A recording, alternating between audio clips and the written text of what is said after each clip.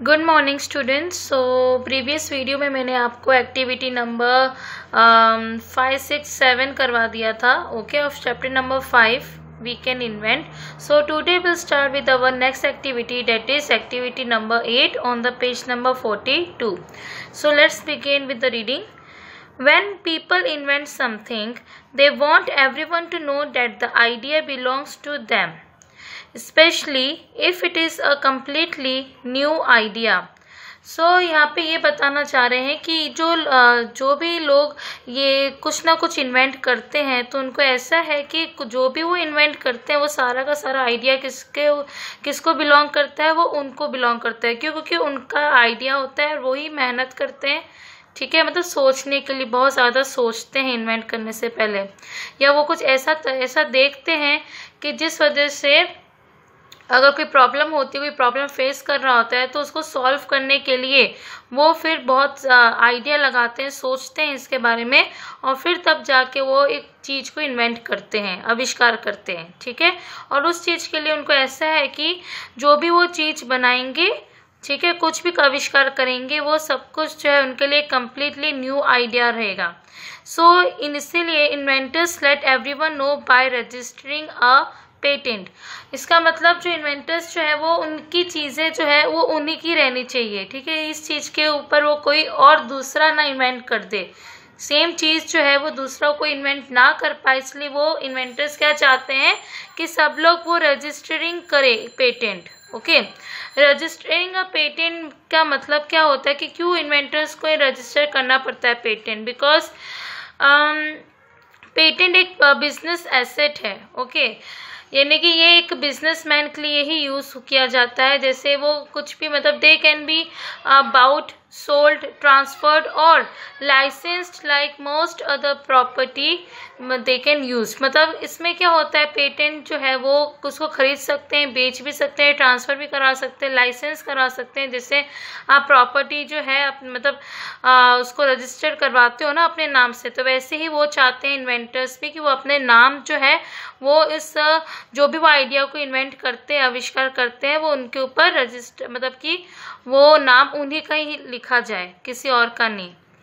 Then और इसका दूसरा भी क्या होता है कि जब भी ये पेटेंट जो है इन्वेंटर रजिस्टर करे, then they may not need his patent to be able to use or commercialize his invention. Commercialize means manage in a way to make profit। यानी कि उनको ऐसा नहीं करना है कि जो भी उन्होंने इन्वेंट किया होगा उस चीज़ को वो प्रॉफिट ओरिएंटेड नहीं बनाना चाहते हैं, यानी कि उनसे वो कोई मनी अर्न नहीं करना चाहते, ठीक है।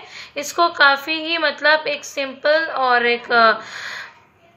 एक मतलब सिंपल वे में ही उसको वो यूज़ करना चाहते हैं, ताकि कोई और इनके जैसा कोई चीज़ इन्वेंट या आविष्कार ना कर पाए। इसलिए वो डिसाइड करते हैं कि इससे बेटर ये है कि वो अपना इन्वेंशन को सीक्रेट रखे, छुपा के रखे, और ज़्यादा जो डिटेल्स है वो पब्लिश ना करें, ओके। देन नेक्स्ट है anybody can patent almost everything as long as the idea is their original idea that no one has already registered। तो उनको ऐसा है कि कोई भी पेटेंट को ये मतलब हर कोई ये जो पेटेंट है ये इसको रजिस्टर मतलब कर सकता है, या फिर उनका जो ओरिजिनल जो आइडिया है ओरिजिनल वो कोई और यूज़ ना कर पाए, इसलिए वो इसी आइडिया को रजिस्टर करना चाहते हैं, ठीक है, ऐसा पेटेंट की तरह। Look at some of this patently absurd inventions from, अभी यहाँ पे एक साइट दिया हुआ है जिसके बारे में आप और साथ इंफॉर्मेशन कलेक्ट कर सकते हो, ओके। सो पेटेंटली एब्जर्व इसका मीनिंग क्या है कि आपका कुछ भी चीज़ है उसको आपका क्लियर होना चाहिए ऑब्जर्वेशन, ठीक है। मतलब कि यू हैव जो भी आपका ऑब्जर्वेशन है बिल्कुल क्लियर रहना चाहिए कि सपोज कि आपका कोई ब्रदर है, ठीक है, उसको तो इस तरीके से आपका जो भी ऑब्जर्वेशन है वो आपका क्लियर होना चाहिए, ओके। नेक्स्ट यहाँ पे दिया हुआ है न्यू वर्ड्स। जैसे many words in English have different forms and different meanings. हर एक इंग्लिश वर्ड्स का एक अलग मतलब डिफरेंट फॉर्म और डिफरेंट उनका मीनिंग होता है, ठीक है। जैसे फॉर एग्जांपल यहाँ पे दिया हुआ है patent, so where is the word used as a noun, a word that names a thing. तो ये जो वर्ड है वो हम कहाँ पे यूज़ करते हैं? जो न्यू वर्ड जो है उसमें क्या आ रहा है? पेटेंट आ रहा है। और पेटेंट क्या है? Patent is used as a noun. Patent हम किस लिए यूज़ कर रहे हैं? एक नाउन की तरह यूज़ किया जा रहा है, ठीक है। And the word patent is used as the object of the verb registering. अब जो रजिस्टरिंग है वो क्या है? वो एक वर्ब है, और इसलिए वर्ब के बाद जो है पेटेंट, ये क्या हो रहा है? ये एक ऑब्जेक्ट की तरह यूज़ किया जा रहा है, ओके। नेक्स्ट यहाँ पे दिया है where is the word used as a verb to say a person does when he और she gets that thing. So इसमें ये बता रहे हैं कि एनीबडी जो है is preceded by the modal auxiliary can. Anybody से पहले सी, एनीबडी जो है, ओके, इसके बाद यहाँ पे क्या दिया है? कैन दिया है। अब कैन क्या है? कैन एक मॉडल ऑक्सिलरी है।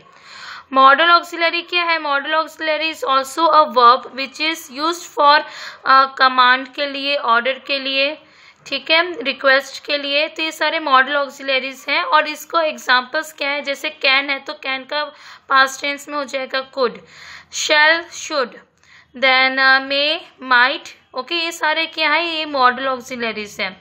तो इसीलिए we can say that it has the function of a verb. इसलिए कैन क्या है? एक ऑक्सिलरी वर्ब है, ओके, और ये किसका फंक्शन अदा कर रहा है? ये वर्ब का फंक्शन अदा कर, मतलब कि परफॉर्म कर रहा है, okay. Where is the word used as an adverb to modify another word, okay. इसका मतलब ये है जो वर्ड है पेटेंटली। अब पेटेंटली क्या है? पेटेंट के बाद क्या है? एल वाई है। अब एल वाई क्या मॉडिफाई कर रहा है? ये पूरा एक जो पेटेंटली है एडजेक्टिव, बट पेटेंटली के बाद दिया क्या है? एब्जर्व्ड, एब्जर्व्ड दिया हुआ है, ठीक है। तो जो एब्जर्व्ड है वो एक एडजेक्टिव है, ओके, बट उससे पहले क्या दिया हुआ है? उससे पहले दिया है पेटेंटली। अब पेटेंट के बाद एल वाई है, जो क्या शो हो रहा है? एक एडवर्ब। क्या शो हो रहा है? एडवर्ब शो हो रहा है, ठीक है। So it takes L Y at the end as usually all the adverbs in English too. So इसीलिए पेटेंट है, पेटेंट के बाद एल वाई है, तो इसलिए वो क्या हो जाएगा? एडवर्ब में यूज़ किया जाता है एल वाई, ओके।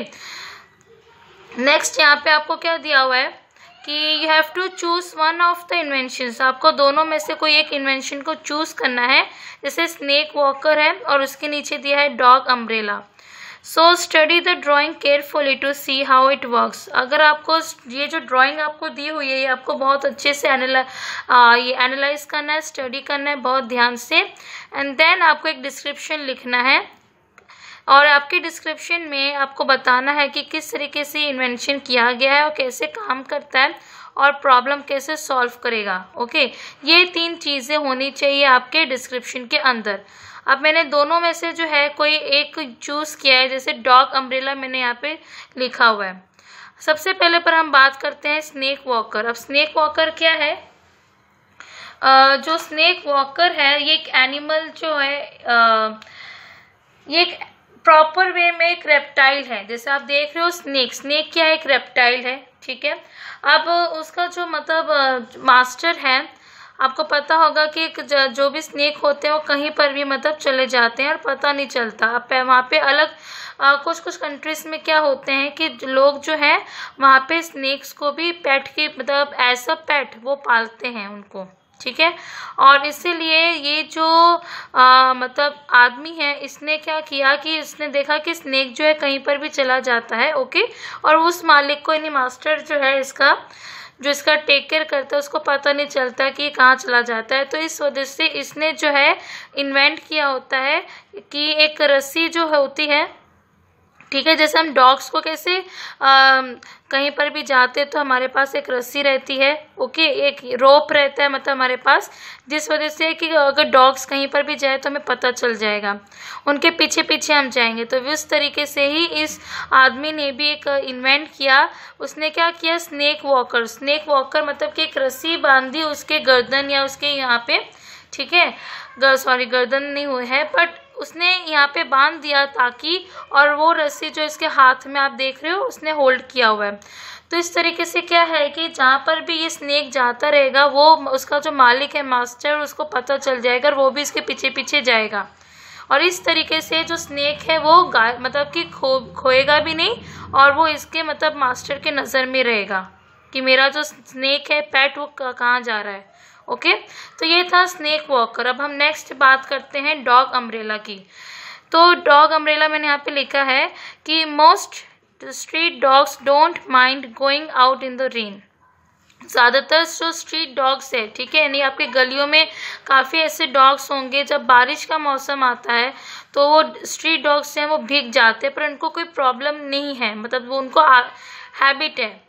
अब क्या होता है कि but once mister Smith had an idea. अब इसमें क्या होता है कि जो रिच लोग हो, मतलब कि जो पेट को पालते हैं डॉग्स को, उसने क्या किया कि इसमें से जो है रिच डॉग्स जो होते हैं, ठीक है, जो रिच मास्टर्स जो हैं वो उन्हें पालते हैं। ओके, तो उसमें से कोई एक है मिस्टर स्मिथ। तो Mister Smith had an idea that his pup should not get wet even if it goes out in rain. इसीलिए कि मिस्टर स्मिथ ने देखा कि सारे जो स्ट्रीट डॉग्स है वो बारिश में भीग रहे हैं, पर उनको ऐसा था कि मेरा जो डॉगी है पप, ठीक है, जो उन्होंने पेट रखा है, वो मुझे उसको वेट नहीं करना, मतलब उसको मुझे गीला नहीं करना है। तो इस वजह से उन्होंने एक क्या किया, and he design an umbrella for him. इसलिए उन्होंने एक डिज़ाइन किया, एक अम्ब्रेला बनाया अपने खुद के पेट के लिए, ठीक है। And it has air holes in the front, और उसके सामने आप देख रहे हो यहाँ पे एयर होल्स है। एयर होल्स क्यों बनाया है, क्योंकि so the dog won't fog up his personal पप टेंट। यानी कि यहाँ पे आप देख रहे हो कि किस तरीके से जो मिस्टर स्मिथ ने बहुत ही बढ़िया तरीके से इस चीज़ को इन्वेंट किया, ताकि जो डॉग्स हैं, ज़्यादातर जो पेट डॉग्स होते हैं वो बारिश में ना भीगे। इस वजह से उन्होंने एक पप टेंट बना दिया, और उसके बीच में आगे ये होल्स बना दी, एयर होल्स। एयर होल्स यानी कि जब भी आप सांस लेते हो ना, तो क्या होता है कि आपके मतलब कि एक फॉग की तरह एक धुआं जैसा, मतलब धुआं नहीं कह सकते उसको, बट एक जब आप सांस लेते हो, ठीक है, तो आपके सामने एक फॉग की तरह आ जाता है, ठीक है। तो उस तरीके से यहाँ पे क्या किया है कि मिस्टर स्मिथ ने ये एयर होल्स बना दिया, यानी जब भी वो सांस लेगा तो उसके सामने कोई फॉग या कुछ ऐसा नहीं होगा, वो सारा एयर होल्स की मदद से बाहर निकल जाएगा, ठीक है। And if the dog likes the attention, अगर ये डॉग को इस तरीके से लोग देखेंगे तो अटेंशन भी अच्छा लगेगा कि हाँ हमें सब देख रहे हैं। अगर उनको ये अटेंशन अच्छा लगा, then he is going to be very happy wearing this kick chick. मतलब कि अगर उसको ये डॉग्स को ये अटेंशन पसंद आया कि लोग उन्हें देख रहे हैं, प्रेस कर रहे हैं, अप्रिशिएट कर रहे हैं, तो उनको बहुत ज़्यादा ही खुशी मिलेगी पहनकर। क्या पहनकर? गिग चिक। गिग चिक यानी कि एक ऐसा ड्रेस कह सकते हो, या एक स्टाइलिश और काफ़ी ज़्यादा फैशनेबल उन्हें ये लगेगा, ठीक है, ये पहनकर। तो इस तरीके से इन्वेंशंस जो है और इसकी जो प्रॉब्लम है वो भी सॉल्व हो गया, इन्वेंशन का इन्वेंशन भी हो गया, और किस तरीके से काम करता है वो भी मैंने यहाँ पे लिखा है। Okay, understood. तो उसी तरीके से आप लोग भी आइडिया लगाइए और ऐसा ही कुछ आविष्कार कीजिए, ठीक है। नाउ टेक और नेक्स्ट पेज नंबर 43। एक्टिविटी 9 में आपको दिया हुआ है कि ड्रॉ योर ओन इन्वेंशन। आपको यहाँ पे खुद का एक इन्वेंशन ड्रॉ करना है और उसके बारे में आपको डिस्क्रिप्शन लिखना है, यानी डिटेल में लिखना है आपको, and what it does so you can file your patent. और आप ऐसा क्या इन्वेंट करोगे कि जिस तरीके से आपको उस इन्वेंशन के लिए आपको पेटेंट रजिस्टर करवाना पड़ेगा। तो आपको खुद एक ड्रॉ करना है, ठीक है। आप ड्रॉ कर सकते हो, जैसे मैं जिससे आपको हेल्प भी मिलेगी, ठीक है। तो आप ये सोचिए और ये आपका होमवर्क रहेगा, ये आपको खुद करना है। ओके, डू इट योरसेल्फ, खुद करना है ये आपको। नेक्स्ट है, अगर हम अभी आगे चलते हैं तो लास्ट एक्टिविटी है एक्टिविटी नंबर 10, जो है द पेपर वीडियो गेम। ये जो पेपर वीडियो गेम है, ये काफ़ी अच्छी गेम है, काफ़ी आपको फेमस एंड काफ़ी ज़्यादा पॉपुलर गेम है ये, जिस तरह और आपको बहुत पसंद भी आएगा। शायद आप लोगों ने कभी बचपन में खेला भी हो, ठीक है। सो अब उसके सब तरीके आपको बताएंगे किस तरीके से आप खेल सकते हो। Something original for a change, कुछ और मतलब कि कुछ एक ऐसी चीज़ है ओरिजिनल जो आप काफ़ी चेंज करके आप अपनी खुद की गेम बना सकते हो। My very own game. I am sure there must be plenty of other people that have made something similar to this. But until they come and pull me up on this, I am the proud and sole creator of the paper video game. यानी कि इसका मतलब ये है कि अगर आपके पास ज़्यादा टाइम हुआ, मतलब लोगों के पास अगर दूसरे आपके पास टाइम होता है तो जैसे आप लोग क्या करते हो कि गेम्स पेपर के साथ, पेपर प्लेन के साथ, क्या पेपर को एरोप्लेन बना के आप खेलते हो, तो उसको ना करके आप खुद का एक पेपर गेम, एक पेपर वीडियो गेम आप बना सकते हो और आपको काफ़ी गर्व भी महसूस होगा। और आपका ये जो पेपर वीडियो गेम है ये आपका सोल क्रिएटर, यानी कि आप खुद एक अकेले एक इसके सोल मतलब इंडिविजुअल क्रिएटर आप हो सकते हो, खुद का एक बनाया हुआ एक पेपर वीडियो गेम होगा ये, ठीक है। This was something that I had created some time in 5th और 6th स्टैंडर्ड। वो बता रहा है कि ये मैंने जब मतलब बनाया था जब मैं 5th या 6th स्टैंडर्ड में था। When handheld video games were craze in India, यानी कि जब बहुत पहले में जो वीडियो गेम्स का काफ़ी ज़्यादा क्रेज़ था, काफ़ी मतलब लोग पागल थे वीडियो गेम के लिए, तो तब ये पेपर वीडियो गेम इसने मतलब बनाया था। I wasn't able to get my hands on one, so well I created one with whatever resources I had plenty of at the time, namely paper and pencils. यानी कि उसके पास कुछ जो भी उसके हाथ में आया, ठीक है, वो उसको समझ में तो नहीं आया, बट जो भी उसके पास था, जितनी भी चीज़ें थी, जैसे कि कोई पेपर पेंसिल हो गया, कुछ भी, वो सब चीज़ों से लेकर उसने एक पेपर वीडियो गेम को क्रिएट किया। अब कैसे क्रिएट करेंगे देखिए। सबसे पहले आपको एक पीस ऑफ पेपर लेना है, ठीक है, देन उसके बाद पेंसिल या इरेजर लेना है। दूसरा अफर्टाइल इमेजिनेशन। अफर्टाइल इमेजिनेशन मतलब कि आपका जो माइंड है बिल्कुल एक्टिव होना चाहिए। जब आप ये पेपर वीडियो गेम बनाओगे तब आपको you have to produce a lot of new ideas, ठीक है। जब भी आप ये कुछ बनाओगे या कुछ इमेजिनेशन करोगे तो आपका माइंड बिल्कुल एक्टिव होना चाहिए, और जिससे कि क्या करोगे, आप प्रोड्यूस करोगे, काफ़ी नए नए आइडियाज़ प्रोड्यूस कर सकते हो कि इसके आगे मैं क्या कर सकता हूँ या क्या कर सकती हूँ। Then what you need to know about that, आप अगर आपके पास छोटे छोटे फोल्डेड पेपर पीस हैं, ठीक है, या एल्यूमिनियम फॉइल भी आप ले सकते हो, जिससे आपको टाइटली उसको कर्ल्ड करके एक छोटे से स्मॉल बॉल में आपको बनाना है विद अ फ्लैट बॉटम, ठीक है। जैसे अगर आपके पास फॉइल पेपर होगा, ठीक है, जैसे फॉइल पेपर, एल्यूमिनियम फॉइल, जैसे आप खाना बना, मम्मी आपको लंच पैक करके देती है तो उसमें फॉइल होता है ना, सिल्वर कलर का फॉइल पेपर, उसको आपको क्या करना है, छोटे से स्मॉल बॉल को लेके उसको ऐसे मतलब कैसे आपको करके क्रंच करके आपको उसको स्मॉल बॉल में कन्वर्ट करना है। Okay, now take our next page number 44।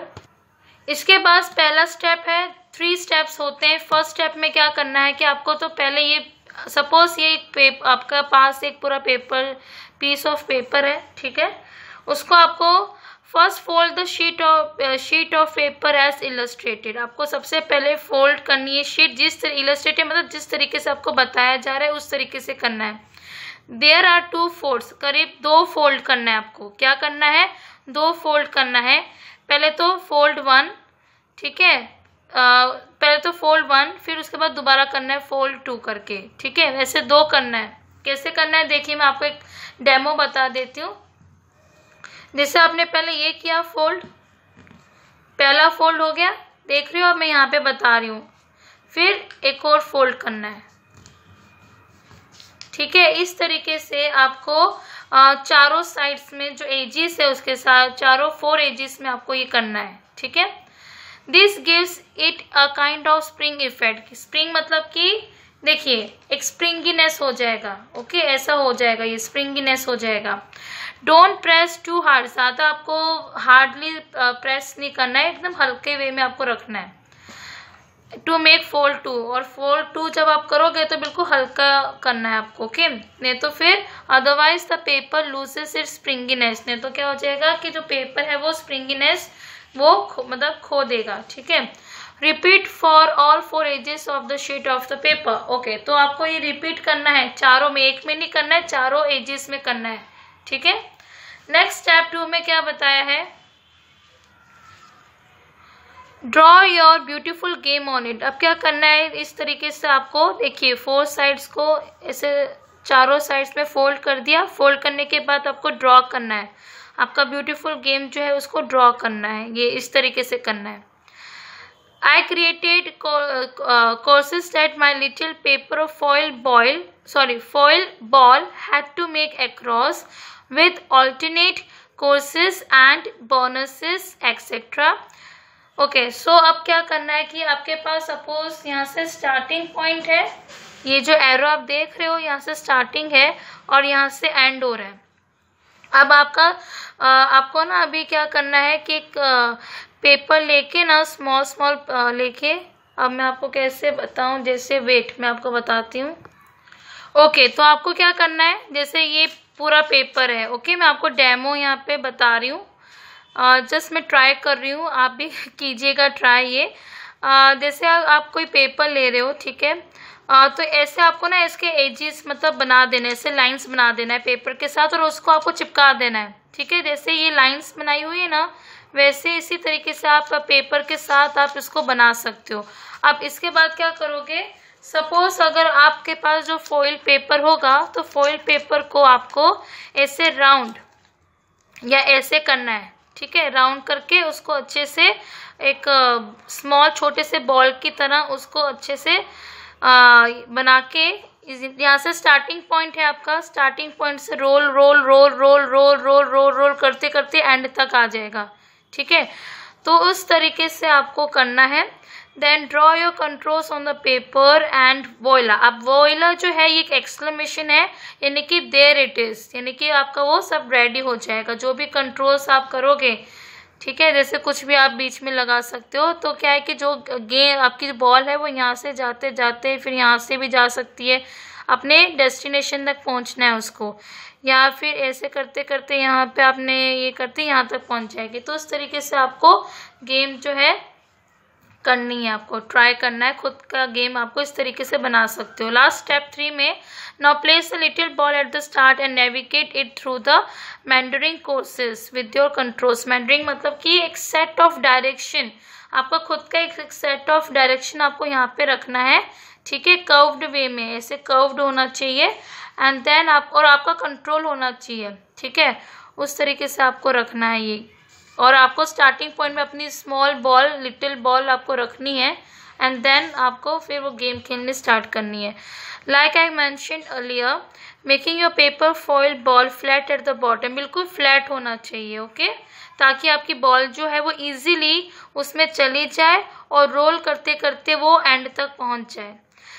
Otherwise you tend to lose control, नहीं तो फिर आप अपना जो कंट्रोल है वो खो दोगे, ठीक है। प्रैक्टिस मेक्स परफेक्ट, और इसलिए अगर आप प्रैक्टिस करते रहोगे तो परफेक्ट जो है चीज़ वो बन जाएगी, okay. It is quite difficult to master this game, थोड़ा डिफ़िकल्ट है ये गेम को खेलना, बट अगर आप ट्राई करोगे तो हो जाएगा आपसे, ठीक है। ट्राई ज़रूर कीजिएगा ये game. So little patience is required in the beginning, starting में आपको थोड़ा सा पेशेंस या थोड़ा सा रखना पड़ेगा, ठीक है।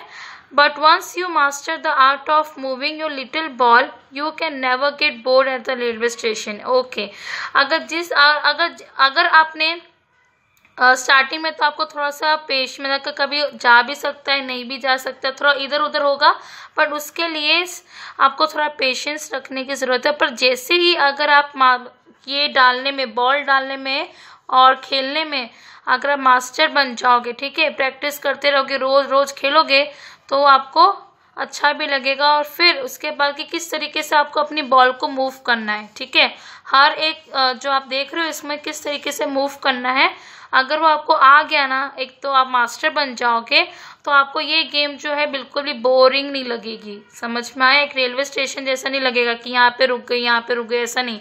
आप बिल्कुल भी बोर नहीं होंगे और आपको ये जो गेम है वो बहुत इंजॉय करके खेलोगे। ठीक है, तो ये था लास्ट एक्टिविटी जी। ठीक है, तो ट्राई ज़रूर कीजिएगा, फिर मुझे बताइएगा कि बना है कि नहीं, खेला है कि नहीं आपने। ठीक है, सो इस तरीके से आपका ये चैप्टर नंबर 5 का एक्सप्लेनेशन ये फिनिश होता है।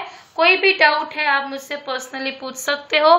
ओके, एंड इस अगर नहीं समझ में आए ये वीडियो तो दोबारा देख लीजिएगा। तब तक के लिए bye, take care and have a nice day.